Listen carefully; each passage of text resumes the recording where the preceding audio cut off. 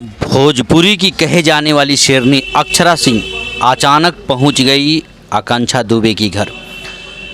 उनके मां से उन्होंने बहुत भावुक अंदाज में मिली और कुछ आर्थिक मदद उन्होंने किया। भोजपुरी की एकमात्र एक्टर पहुंचने वाली अक्षरा सिंह है। अभी तक भोजपुरी की तरफ से कोई ऐसा न तो कलाकार न सिंगर वहां पहुंचकर आश्वासन दिया, बल्कि अक्षरा सिंह वहां पहुंची और आकांक्षा दुबे की मां को सांत्वना दी।